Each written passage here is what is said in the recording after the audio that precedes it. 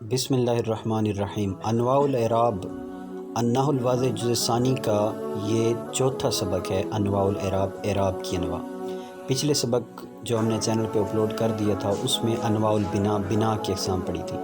آپ کو معلوم ہے کہ بنا مورب کے آخر میں جو چیزیں آتی ہیں یعنی حرکات و حروف، تو ان کو اعراب کہا جاتا ہے، جبکہ مبنی کے آخر میں جو حرکات آتی ہیں ان کو بنا کہا جاتا ہے۔ انواع البنا یہ تیسرا سبق تھا، وہ ہم نے اپلوڈ کر دیا، چینل پر پڑھ لیے۔ آج ہم انواع الاعراب پڑھیں گے، یعنی اعراب کی اقسام پڑھیں گے۔ سبق پڑھنے سے پہلے تمام دوستوں سے گزارش ہے کہ اگر آپ ہمارے چینل پر نئے ہیں، ہمارے فیس بک پیج پر نئے ہیں، تو ہمارے چینل کو سبسکرائب کریں اور ہمارے فیس بک پیج کو فالو کریں۔ آئیے اب ہم اپنا سبق شروع کرتے ہیں۔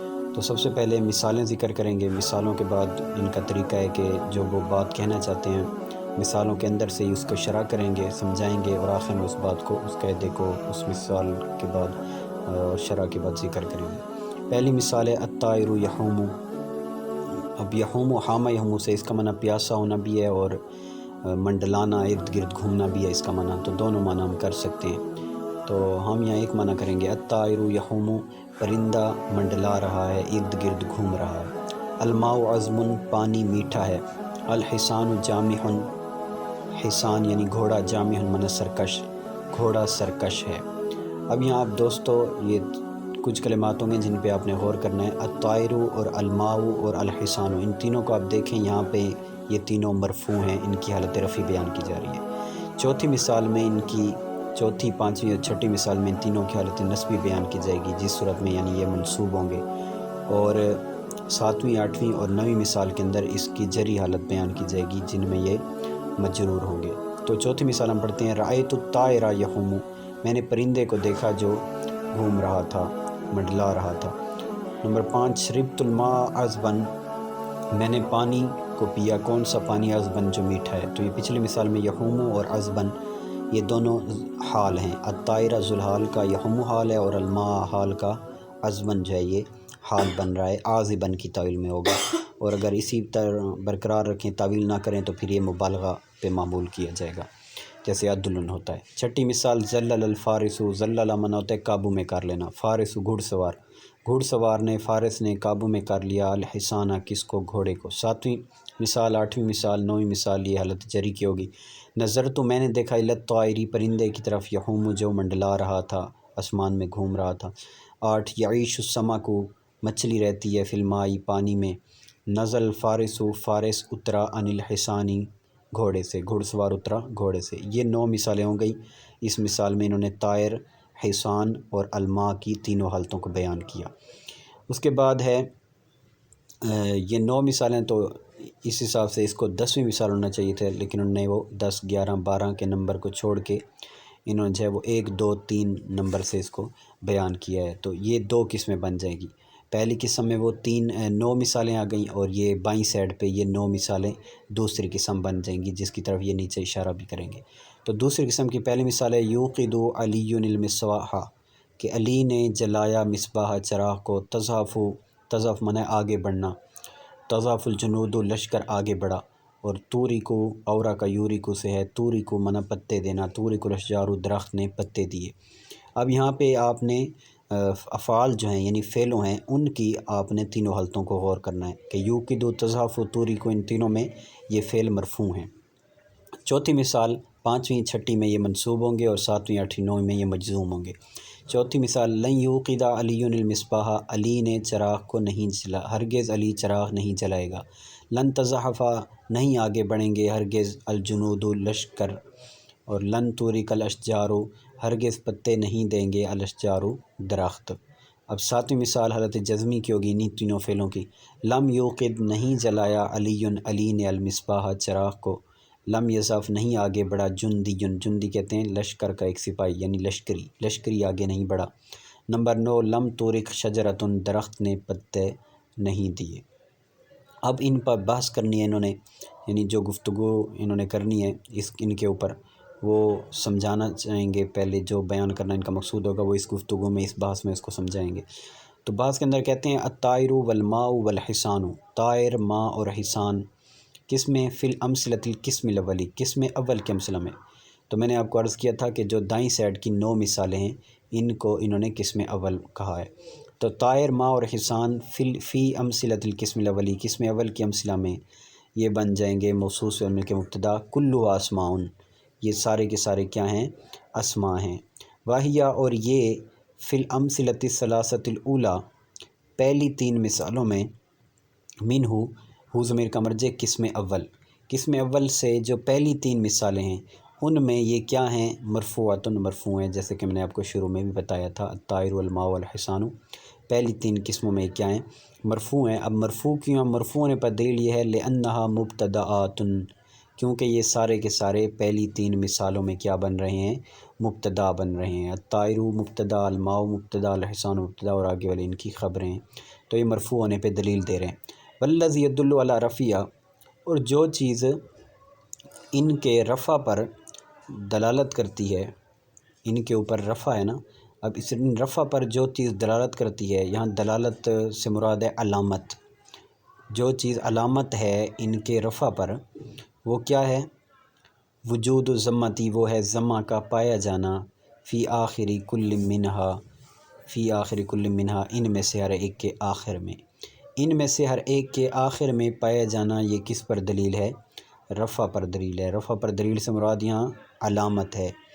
تو مرفوع ہونے پہ جو دلیل ہے کہ یہ مرفوع کیوں ہے، مرفوع ہونے پہ دلیل ہے مبتدا ہونا ان کا، اور پھر یہ کہ مرفوع ہونے کے بعد جب ثابت ہو گیا دلیل سے کہ بھئی مبتدا ہیں تو ثابت ہو گیا کہ یہ مرفوع ہیں۔ اب مرفوع ہونے پر علامت کیا ہے؟ مرفوع ہونے پر علامت کیا ہے؟ رفع پر علامت کیا ہے؟ تو اس کے بارے میں بتایا کہ رفع پر علامت ہے ضمہ کا پایا جانا۔ تو رفع کو علامت اس لیے کہا ہے، دلیل نہیں کہا، کیونکہ دلیل کے لیے ضروری ہوتا ہے کہ وہ اپنے دعوے کے مطابق ہونی چاہیے، تو لہٰذا مرفوع ہونے پہ ضمہ کوئی دلیل نہیں ہے، یعنی جب مرفوع ضمہ آئے گا تو ہی کوئی چیز مرفوع ہوگی، اور ضمہ نہیں آئے گا تو مرفوع نہیں ہوگی، یہ تو غلط ہے۔ کئی دفعہ عبارتوں میں اعراب لگے ہوتے ہیں تو وہ چیزیں مرفوع تو ہوتی ہیں لیکن وہاں ضمہ نہیں پایا جاتا، تو ضمہ کا پایا جانا یہ مرفوع ہونے پہ دلیل نہیں ہے، کیونکہ اگر مرفوع ہونے پہ دلیل ہوتی تو جب بھی مرفوع کوئی اسم ہوتا تو ضروری ہے کہ اس کے ساتھ ضمہ بھی پایا جائے، حالانکہ کئی دفعہ کوئی اسم مرفوع ہوتا ہے لیکن اعراب نہیں لگا ہوتا، ضمہ نہیں لگا ہوتا، تو ضمہ کو ہم علامت بنائیں گے، اور علامت اس لیے بنائیں گے کیونکہ علامت کا مطلب ہوتا ہے کہ وہ بعض اوقات پائی جاتی ہے اور بعض اوقات نہیں پائی جاتی۔ تو کوئی مرفوع اسم ہو تو بعض اوقات اس پر ضمہ لگا ہوتا ہے اور بعض اوقات ضمہ نہیں لگا ہوتا، تو یہ ضمہ اصل میں رفع کی ایک علامت ہے، یعنی رفع کی پہچان کس سے ہوتی ہے؟ اس کی علامت یہ ہے کہ ضمہ کا پایا جانا، یہ رفع کی ایک علامت ہوتی ہے۔ آگے ہم چلتے ہیں، وفی الامثلۃ الثلاثۃ الثانیۃ منصوبۃ، اور بیچ امثلہ ثلاثہ ثانیہ کے، یعنی دوسری 3 مثالوں میں یہ جو اسماء ہیں منصوبۃ، یہ منصوب ہیں، کیوں؟ لأن کل منہا، کیونکہ ان میں سے ہر ایک مفعول بہ کیا ہے؟ مفعول بہ ہے، تو یہ دلیل ہے ان کے منصوب ہونے پر۔ اب نصب پر جو علامت ہے تو وہ کیا ہے؟ والذی یدل علی نصبہ، اور جو نصب پر دلیل ہے یعنی نصب پر علامت ہے وہ ہے وجود الفتحۃ، فتح کا وجود، فی آخر کل منہا، ان میں سے ہر ایک کے آخر میں، ان میں سے ہر ایک کے آخر میں فتح کا پایا جانا، یہ کیا ہوتی ہے؟ یہ نصب پر علامت ہے۔ وفی الامثلۃ الثلاثۃ الثالثۃ مجروۃ، اور امثلہ ثلاثہ ثالثہ یعنی 3 امثلہ ثلاثہ 3 مثالیں، الثالثہ جو تیسری ہیں، تیسری 3 مثالیں، یعنی یہ کون سی بن جائے گی؟ یہ بن جائیں گی 7ویں، 8ویں اور 9ویں۔ ان مثالوں میں مجروۃ، یہ مجرور ہیں، کیوں؟ لأن کل منہا، کیونکہ ان میں سے ہر ایک مسبوق، وہ مسبوق ہے بحرف الجر، مسبوق مانا بعد میں آیا ہوا ہے، کس کے ساتھ؟ بحرف جر، حرف جر کے ساتھ، تو حرف جر کے ساتھ ان میں سے ہر ایک مسبوق ہے، یعنی اس لیے کہ حرف جر ان پر سابق ہے اور یہ بعد میں حرف جر کے، تو اس وجہ سے یہ دلیل ہے اس بات پر کہ یہ مجرور ہیں۔ اب جر پر علامت کیا ہے؟ والذی یدل علی جر، یا کہتے ہیں اور جو چیز جر پر دلالت کر رہی ہے، جر پر علامت ہے، وہ ہے کسرہ، کسرہ کا وجود، فی آخر کل منہا، ان میں سے ہر ایک کے آخر میں کسرہ کا پایا جانا، یہ جر پر علامت ہے۔ وبذا، کہتے ہیں اسی کے ساتھ، نرا ہم نے دیکھا، حاضر الاسماء، ان اسماء کو، یعنی یہ مذکورہ بحث جو ہے تو اسی کے ساتھ ہم نے دیکھا ان اسما کو کہ قد تغیرت، تحقیق تبدیل ہوا، اواخر ہوا ان کا اواخر، من الرفع رفع سے النصب نصب کی طرف، ثم الی الجر پھر جر کی طرف، وائزن اور اس وقت، فلا بد پس ضروری ہے، ان تکونا موربتن کہ یہ کیا ہونے چاہیے، مورب ہونے چاہیے۔ مذکورہ بات سے ہم نے کیا پہچانا کہ ان اسما کا اواخر رفع سے نصب کی طرف اور نصب سے جر کی طرف تبدیل ہو رہا ہے، تو پھر ضروری کیا ہے، ضروری ہے کہ یہ مورب ہونے چاہیے، کہ مورب میں بھی ایسا ہی ہوتا ہے، اور مورب اسی چیز کا ہی نام ہے کہ اس میں تبدیلی ہوتی رہتی ہے اواخر کی، لہٰذا ان میں جب تبدیلی ثابت ہو گئی تو یہ بھی مورب ہونا ان کا ثابت ہو گیا۔ آگے کہتے ہیں دوسری قسم کی طرف آگے، فعلوں کی قسم کی طرف، کہتے ہیں والکلمات، یہ جو کلمات ہیں، یو کی دو تضعف توری کو، فی امثلۃ القسم ثانی، قسم ثانی کے امثلہ میں، افعال مضارعۃ، افعال مضارع ہیں، وہی فی الامثلۃ الثلاثۃ الاولی، اور یہ ثلاثہ اولی، امثلہ ثلاثہ اولی یعنی پہلی تین مثالوں میں، من ھذا القسم، اس قسم کی یعنی اس دوسری قسم کی پہلی تین مثالوں میں یہ مرفوع ہیں۔ مرفوع کیوں ہیں؟ لخلوفھا من النواصب والجوازم، مرفوع ہونے پہ دلیل یہ ہے کہ ان کے شروع میں نواصب اور کوئی جوازم نہیں ہے۔ کون سی مثال میں؟ پہلی تین مثالوں میں آپ دیکھیں کہ ان کے شروع میں کوئی نواصب کوئی جوازم نہیں ہے، ڈائریکٹ یو کی دو تضعف و توری کو ہیں، تو لہٰذا ثابت یہ دلیل ہے اس بات پر کہ یہ مرفوع ہیں۔ اب یہ ہے کہ اس رفع پہ علامت کون سی ہے، تو کہتے ہیں والذی یدل علی الرفع، جو رفع پر دلیل ہے، رفع پر علامت ہے، وہ ہے ضمہ کا پایا جانا فی آخر کل منہا، ان میں سے ہر ایک کے آخر میں یہ علامت ہے اس کی، رفع کی۔ اور فی الامثلۃ الثلاثۃ الثانیہ، اور دوسری تین مثالوں میں، فی الامثلۃ الثلاثہ، امثلۃ الثلاثتی، تین مثالیں کون سی، الثانیتی، دوسری تین مثالیں، منہ قسم ثانی سے، منصوبۃ، اس میں یہ کیا ہیں، منصوب ہیں، کیوں، لدخول لن علیہا، ان پر لن کے داخل ہونے کی وجہ سے، جو کہ حرف ناصب ہے، والذی یدل علی نصبیہ، اور جو چیز ان کے نصب پر دلیل ہے، علامت ہے، وہ ہے فتح کا پایا جانا ان میں سے ہر ایک کے آخر میں۔ اور فی الامثلۃ الثلاثۃ الاخیرۃ، اور آخری تین مثالوں میں، مجزومۃ، یہ کیا ہے، مجزوم ہے، کیوں، لدخول ادات الجزمی، حرف جزم کے داخل ہونے کی وجہ سے، لام تعلیلی ہے، علیہا، ان پر، تو یہ آپ دیکھ لیں آخری تین مثالوں میں حرف جزم ان پہ داخل ہے، لم لم لم، تو اس وجہ سے یہ دلیل ہے اس بات پر کہ یہ کیا ہیں، مجزوم ہے۔ اب یہ ہے کہ اب اس جزم پر علامت کیا ہے، والذی یدل، اور والذی یدل علی جزمہا، اور جو چیز دلالت کرتی ہے ان کی جزم پر، یعنی جن کی جزم پر جو علامت ہے وہ کیا ہے، وجود السکون، سکون کا پایا جانا، فی اواخر، ان کے اواخر میں سکون کا پایا جانا، یہ جزم پر علامت ہے۔ کہتے ہیں وبذا نرا، اور اسی کے ساتھ ہم نے یہ بھی دیکھ لیا، یعنی یہ بحث کے ساتھ یا ان مثالوں کے ساتھ ہم نے یہ بھی دیکھ لیا، ان ھذی الافعال، کہ یہ افعال جو ہیں، قد تغیرت، تحقیق تبدیل ہو چکا ہے، اواخر و ان کا اواخر، من الرفع رفع سے تبدیل ہوا ہے، الی النصب نصب کی طرف، ثم الی الجزم پھر جزم کی طرف۔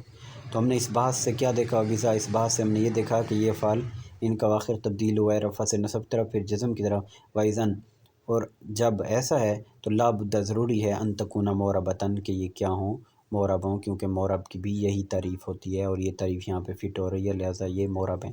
تو پچھلے اسماء بھی مورب تھے اور یہ افعال بھی مورب تھے، اور اسماء میں ہم نے دیکھا کہ رفع سے نصب ہوا، پھر نصب سے جر ہوا، اور ان افعال میں دیکھا ہم نے کہ رفع سے نصب ہوا اور نصب سے جزم ہوا، اور یہ کہاں جاری ہوئے، دونوں موربوں میں جاری ہوئے۔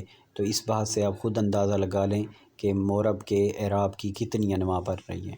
تو مورب کے اعراب کی ایک رفع یہ قسم بن گئی، مورب کے اعراب کی ایک نصب قسم بن گئی، اور مورب کے اعراب کی ایک سکون، ایک جر قسم بن گئی، اور مورب کے اعراب کی ایک جزم قسم بن گئی۔ تو اب یہ چیز جب مثالوں سے انہوں نے ثابت کر دی بحث کے اندر، اب یہی جو اصل مقصد تھا انواع اعراب، اس کو آپ یہ قواعد کی صورت میں بیان کر رہے ہیں۔ تو قاعدہ 31 میں کہا الاحوال، وہ احوال، التی، جو تعتری مانا ہوتا ہے لگاتار، وارد ہونا، پے در پہ آنا، تو وہ احوال، التی، تعتری، جو آتے ہیں اور وارد ہوتے ہیں، اواخر کو، کن کے، کلمات الموربتی، مورب کلمات کے اواخر کو، اربعون، وہ چار احوال ہیں، وہی الرفع، اور وہ کون سے ہیں احوال، وہ رفع ہے، والنصب، اور نصب ہے، والجر، اور جر ہے، والجزم، اور جزم ہے، وتسمى انواع الاعراب، اور ان کو انواع الاعراب کہا جاتا ہے۔ قاعدہ نمبر 32 کہتے ہیں علامات الاعراب الاصلیتی، اعراب اصلیہ کی، اعراب کی اصل میں دو قسمیں ہوتے ہیں، ایک اعراب اصلی ہوتا ہے اور ایک اعراب غیر اصلی ہوتا ہے، یعنی ان اصلی کا نائب ہوتا ہے۔ تو اعراب اصلیہ کی علامات تو چار ہیں، وہ ہیں وہی ضمۃ، ضمہ، والفتحۃ، اور فتح، والکسرۃ، اور کسرہ، والسکون، اور سکون۔ تو یہ اعراب اصلیہ کی چار انواع ہیں، ضمہ، فتح، کسرہ اور سکون اصل میں اعراب یہ ہیں۔ ضمہ کہتے ہیں زبر کو، فتح کہتے ہیں ضمہ کہتے ہیں پیش کو، فتح کہتے ہیں زبر کو، کسرہ کہتے ہیں زیر کو، اور سکون کہتے ہیں سکون کو۔ تو اعراب اصلیہ سے یہاں یہ مراد لے رہے ہیں اعراب بالحرکت۔ اعراب بالحرکت جو ہم اعراب کی قسمیں پڑھتے ہیں کہ اعراب کی دو قسمیں، اعراب بالحرکت اور اعراب بالحرف۔ تو جو اصل اعراب ہوتا ہے وہ اعراب بالحرکت ہوتا ہے، جن کو ضمہ، فتح، کسرہ اور سکون سے تعبیر کیا جاتا ہے۔ جو اعراب بالحرف ہوتا ہے وہ الف یا سے اعراب، وہ اعراب اصلی کا نائب ہوتا ہے، یعنی وہ ضمہ، فتح، کسرہ، سکون جو ہوتے ہیں ان کا وہ نائب ہوتا ہے۔ تو یہ اسی انداز سے بیان کر رہے ہیں، کہتے ہیں وَيَنُوبُ عَنْهَا، اور اسی اعراب اصلیہ کا نائب ہوتا ہے۔ کیا نائب ہوتے ہیں؟ علامات اخرى، اور علامات نائب ہوتی ہیں۔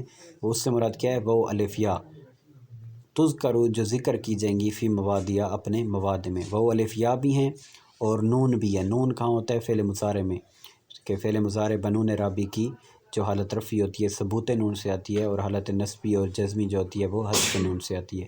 تو وہ الف یا اور نون یہ جو ہیں اعراب ہوتے ہیں، اور یہ اعراب اصلی یعنی ضمہ، فتح، کسرہ، سکون کے نائب شمار ہوتے ہیں، اور یہ اپنے مواد میں ذکر کیے جائیں گے، یعنی آگے ان کا سبق آئے گا تو انشاءاللہ وہاں پہ ہم پڑھیں گے۔ 33 نمبر قاعدہ، الرفع والنصب، رفع اور نصب یشترکانی یہ شریک ہیں فی الاسماء والافعال، اسماء اور افعال میں تو دونوں مشترک ہیں، یعنی اسماء اور افعال دونوں میں رفع بھی آتا ہے اور دونوں میں نصب بھی آتا ہے، لیکن جر اور جزم کے لحاظ سے ان میں فرق ہے کہ یہ جو جر ہے یختص بالاسماء یہ صرف اور صرف اسماء کے ساتھ خاص ہے، کما جیسا کہ یختص الجزم جزم خاص ہے بالافعال افعال کے ساتھ، جس طرح جزم افعال کے ساتھ خاص ہے اسی طرح جر جو ہوتا ہے یہ اسماء کے ساتھ خاص ہے۔ تو جر اسماء کے ساتھ خاص ہے اور جزم جو ہے یہ افعال کے ساتھ خاص ہے۔ تو یہ ہمارا سبق جو ہے انواع الاعراب بھی ختم ہو گیا۔ انواع البناء کے بعد انشاءاللہ جلد ہی 5واں سبق بھی جزء ثانی کا اپلوڈ کر دیا جائے گا۔ تمام دوستوں سے گزارش ہے کہ ہمارے ساتھ جڑے رہیں۔ اللہ پاک سے دعا ہے کہ اللہ پاک ہمیں سمجھنے، یاد رکھنے کی توفیق دے۔